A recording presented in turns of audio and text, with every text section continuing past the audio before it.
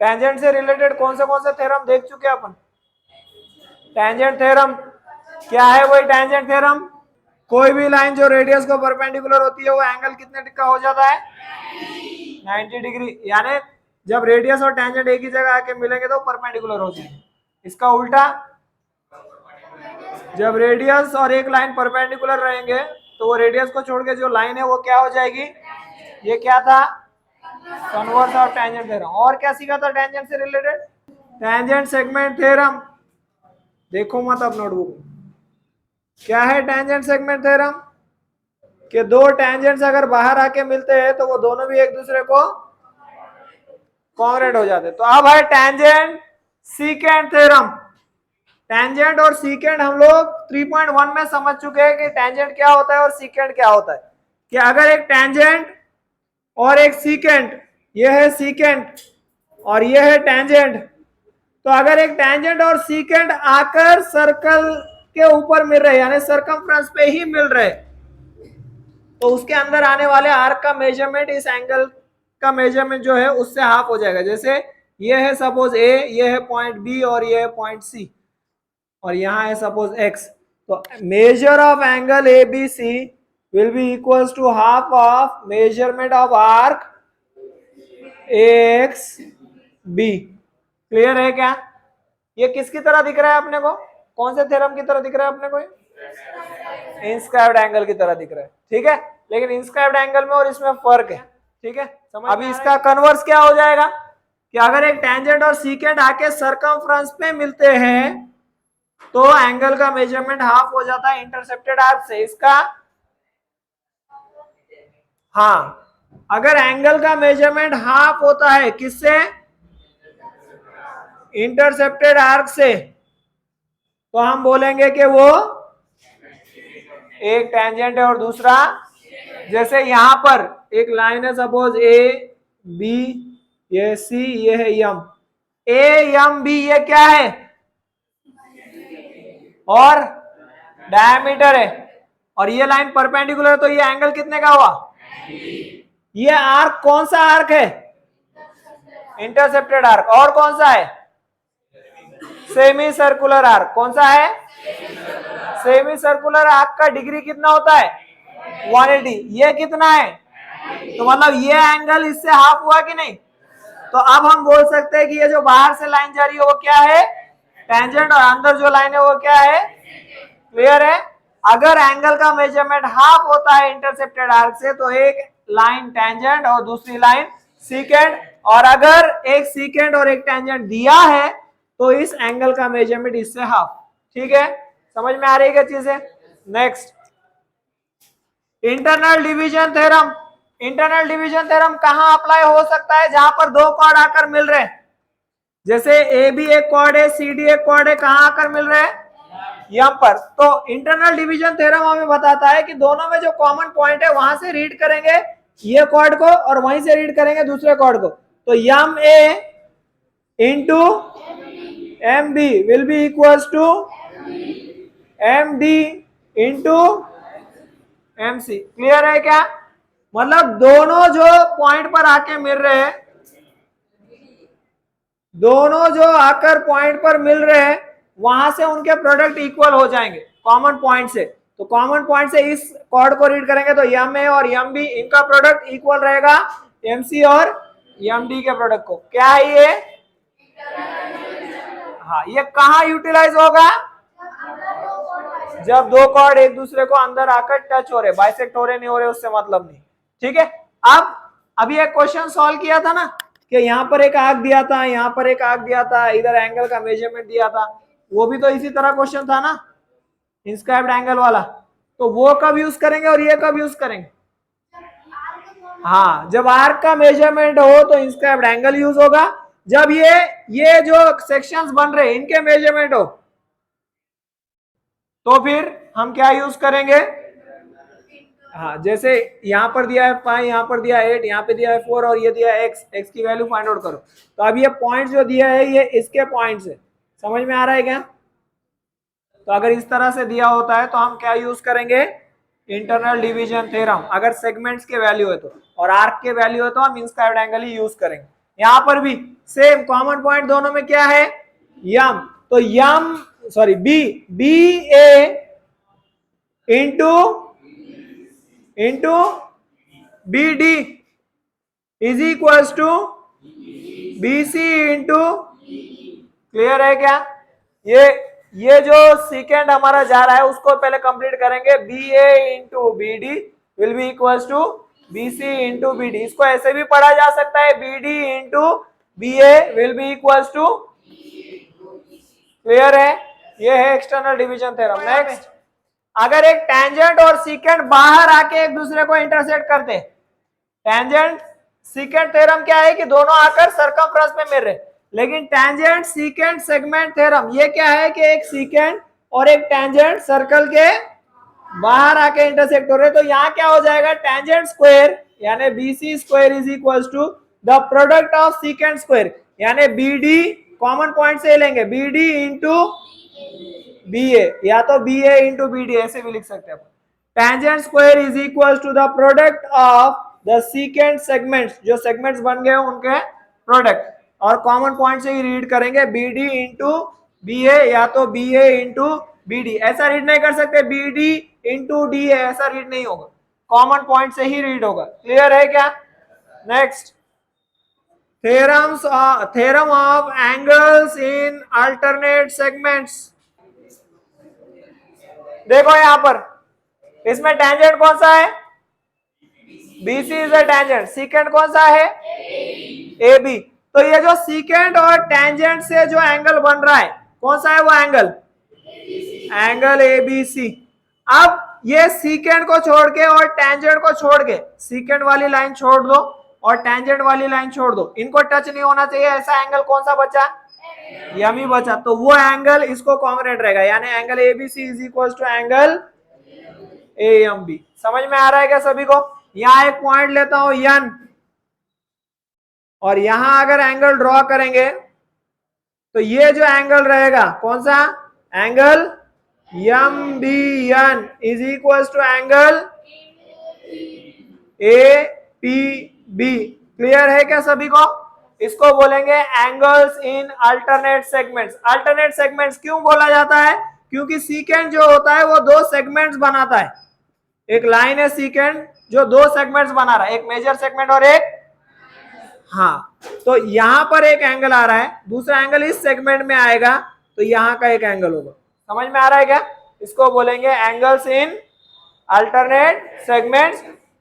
जो alternate segment में angle होते हैं वो हमेशा कैसे होते हैं, कॉन्ग्रुएंट होते हैं। Last 7th one, perpendicular drawn from centre to chord. 8th में सीखा था, एक कॉर्ड अगर हो और उसको सेंटर से कोई परपेंडिकुलर ड्रॉ किया जाता है तो परपेंडिकुलर कॉर्ड को क्या करता है, बाइसेक्ट कर देता है। Perpendicular drawn from centre to chord will bisect the chord. ये कब होगा, जब ये परपेंडिकुलर दिया हो। If OM is perpendicular to AB then AM will be equals to MB। इसका कन्वर्स क्या हो जाएगा, converse of perpendicular drawn from, हाँ, if M is the midpoint of AB then this angle OM, ये OM इसको perpendicular रहेगा, this side OM will be perpendicular to AB। समझ में आ रहा है क्या? स्टॉप करते हैं। Question number 1, in the given figure PQ touches the circle at point Q. If PQ is equals to 12, PR is equals to 8, then find the value of PS and RS।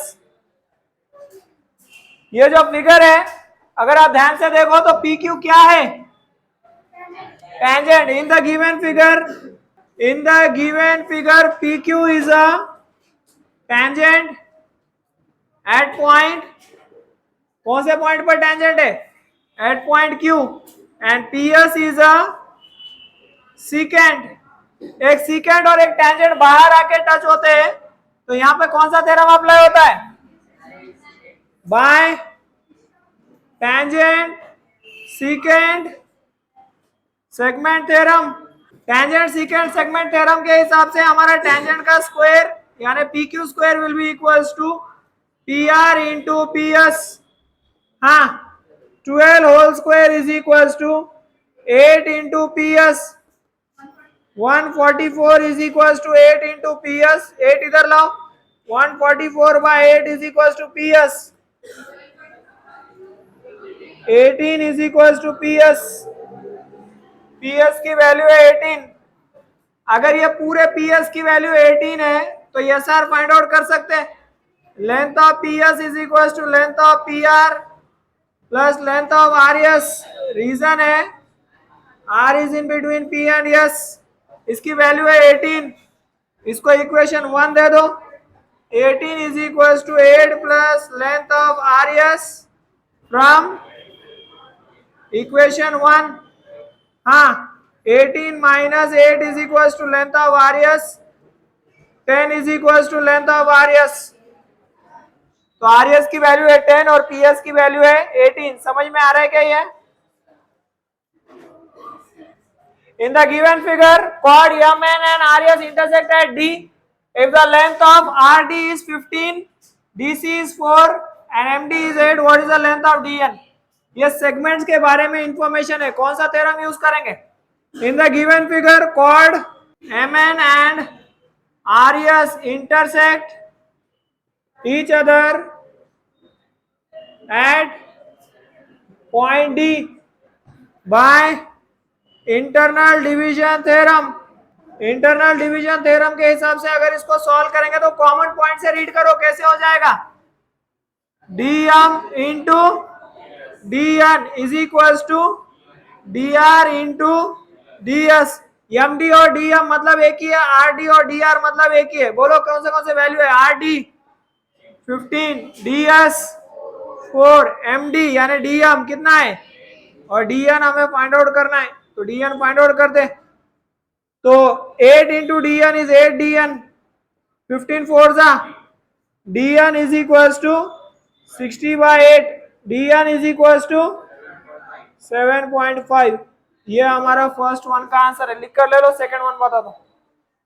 ठीक है, उसमें का second one RS 18। RS यानी पूरे cord की length दिया है 18। MD is 9, यहाँ की लेंथ है 9। DN इज 8, यहाँ की लेंथ दिया है 8। हमें फाइंड आउट करना है DS, लेकिन DS फाइंड आउट करने के लिए RD होना चाहिए था, जो कि है नहीं। तो इसको X ले लेते हैं। Let length of RD is equal to X।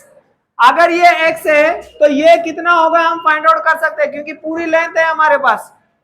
तो length of RS is equal to length of RD plus length of DS। Reason है D is in between R and S। इसका है 18, RD X लिया है अपन ने, DS अपने को find करना है। तो इधर ला लो इसको। 18 minus X is equal to DS। DS की लेंथ कितनी है? 18 माइनस X। अब वो X क्या है वो फाइंड आउट करेंगे। तो यहाँ X है और यहाँ पर है 18 minus X by internal division theorem. क्या हो जाएगा?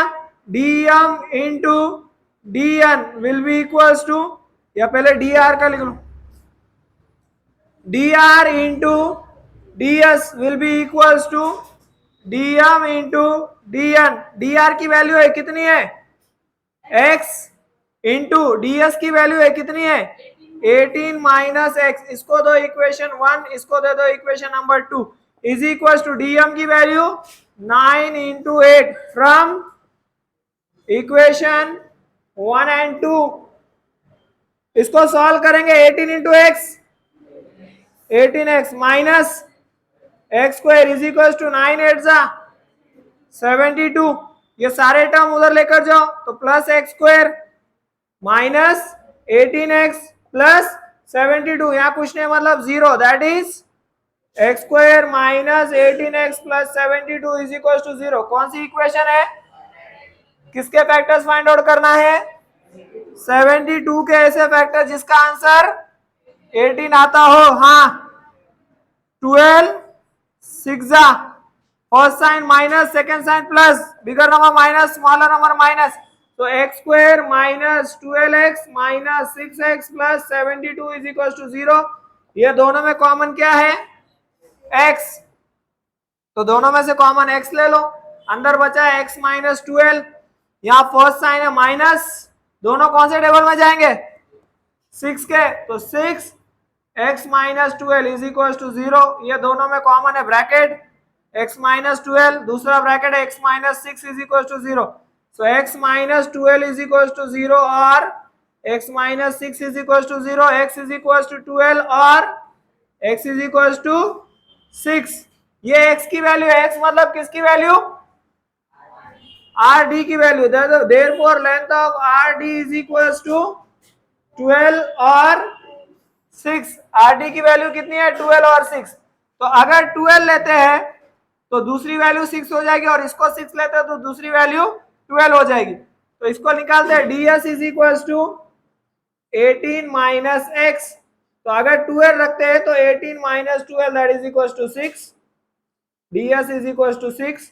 और ds is equals to 18 minus x यानी 18 minus 6 that is equals to 12, तो ds is equals to 6 और 12, समझ में आ रहा है क्या, ये x की वैल्यू क्या लेते हैं उसके ऊपर इसकी वैल्यू डिपेंड होगी, समझ में आ रहा है क्या, लिख कर ले लो। Question number 3, in the given figure O is the center of the circle and B is a point of contact, OE is perpendicular to AD. If AB is 12, AC is 8, then find the following. क्या क्या find out करना है, AD, DC, DE. ये AB क्या है, B इधर circle पे touch हो रहा है तो AB क्या हो गया टेंजेंट, और AD क्या है, दोनों आके सर्कल के बाहर मिल रहे, तो वही लिखो इन सर्कल विद सेंटर हो AB is a tangent at point B.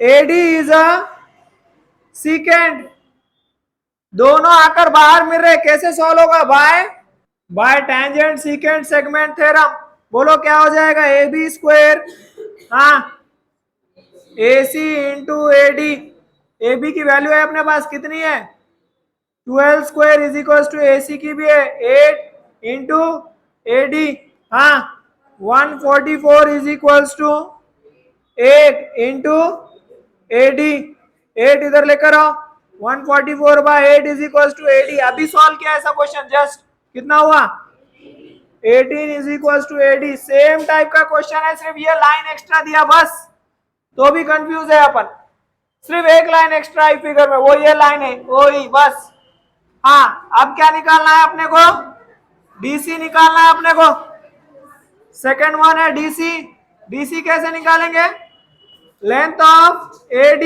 Is equal to length of AC plus length of DC, AD की वैल्यू है 18, AC की वैल्यू है 8 प्लस लेंथ ऑफ DC, इसको दे दो इक्वेशन नंबर 1, यहाँ लिखो फ्रॉम इक्वेशन 1, ये वैल्यू आई है हमारी इक्वेशन 1 से, 8 को इधर लाओ, 18 minus 8 is equal to DC, 10 is equal to DC, equation number 2, अब क्या फाइंड आउट करना है, ये हो गया डी फाइंड आउट करना है, डी देखो ये सेंटर से कोई लाइन जब कॉर्ड को परपेंडिकुलर होती है तो कॉर्ड को क्या करती है, हाँ third one segment OE is perpendicular to cord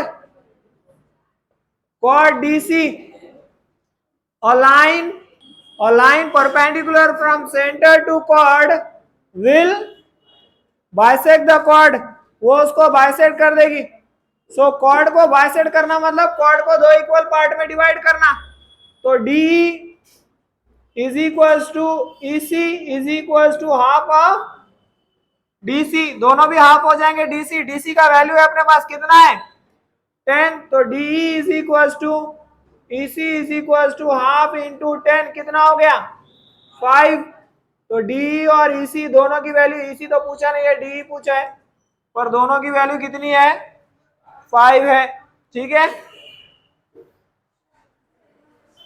in the adjoining figure PQ is 6, QR is 10, PS is 8, then find the value of TS, ऐसे हमें बोला है, ये दोनों भी सीकेंट है जो बाहर आके मिल रहे, so in the given figure, हाँ कैसे सॉल्व करेंगे, in the given figure by external division theorem, PS into PT is equals to P Q into P are.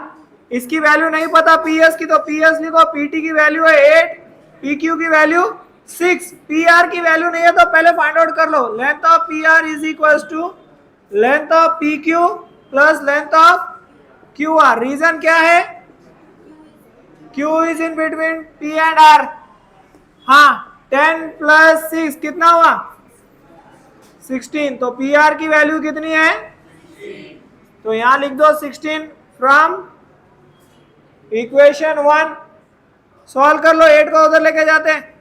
P S is equal to 6 into 16 divided by 8।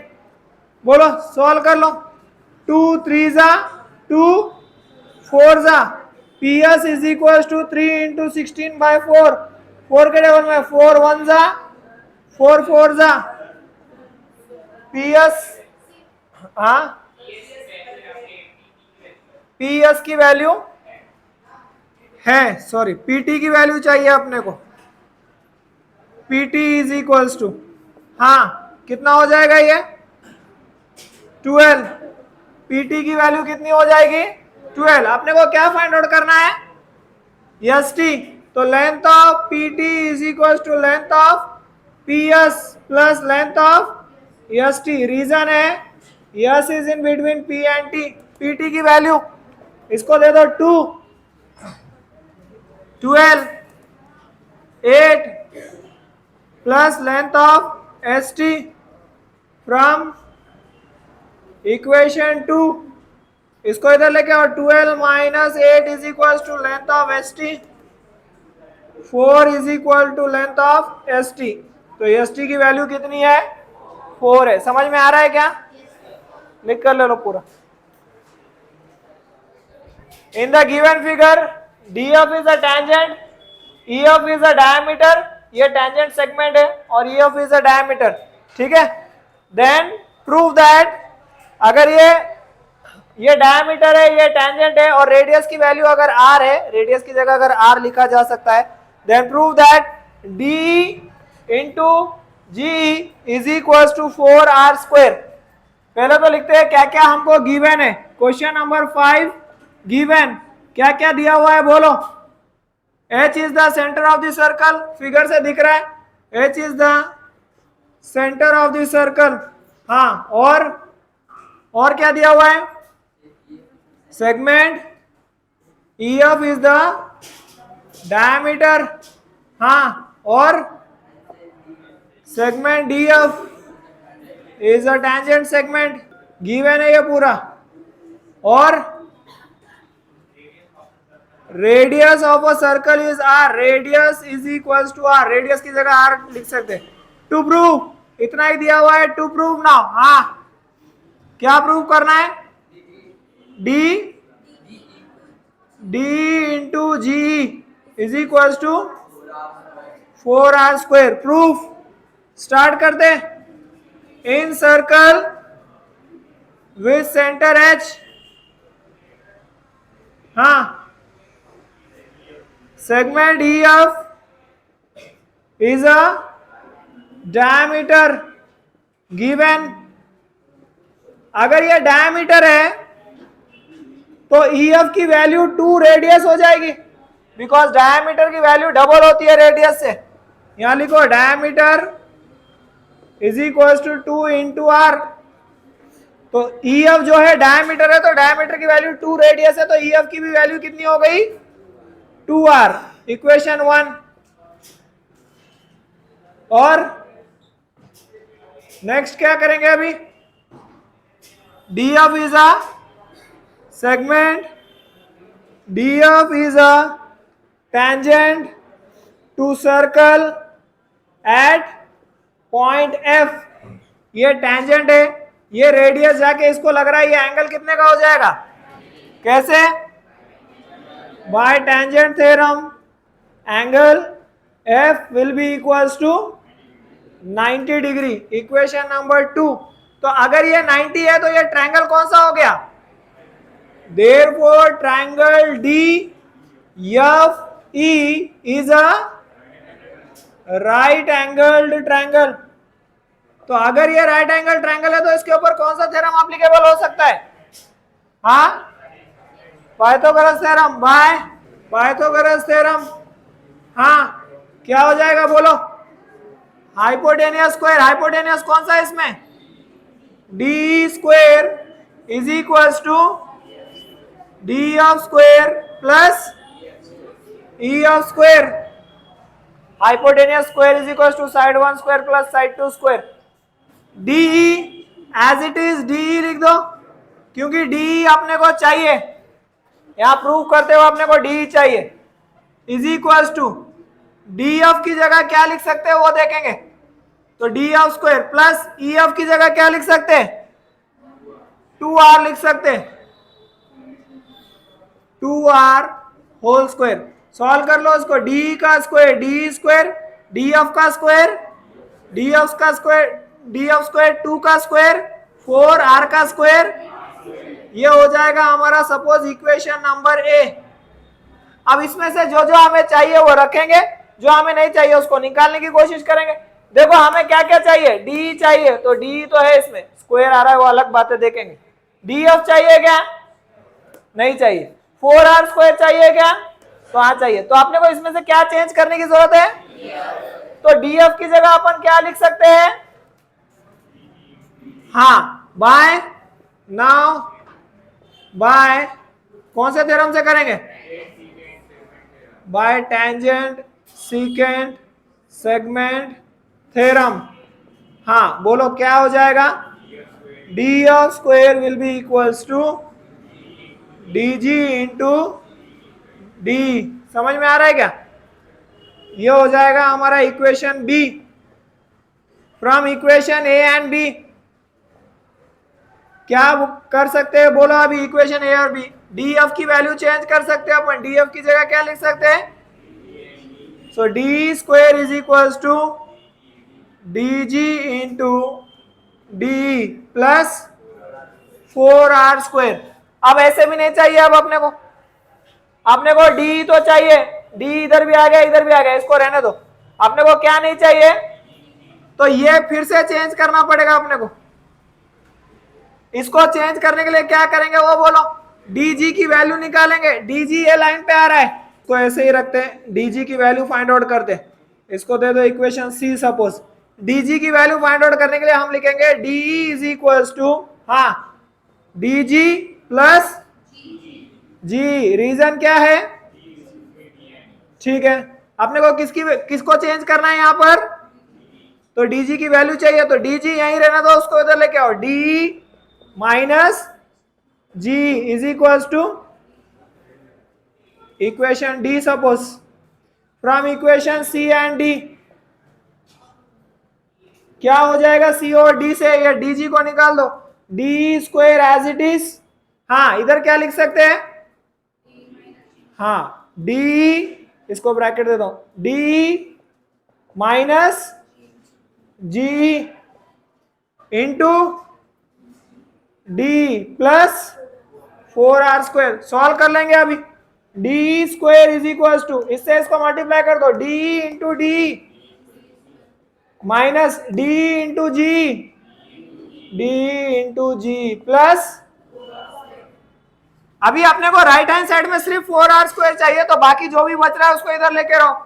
So D square minus D square is, ये minus इधर आया तो plus D into G is equal to 4r square. ये plus D minus D cancel, जो बचा है वो अपना answer D into G is equal to 4r square. Hence proved. इतना लिख कर लो, जो जो चेंज करना है उसको हम चेंज करते गए, जो जो रखना है उसको हम रखते चले गए। बोलो समझ में आ रहा है क्या? कोई प्रॉब्लम है इसमें? लिख कर ले लो।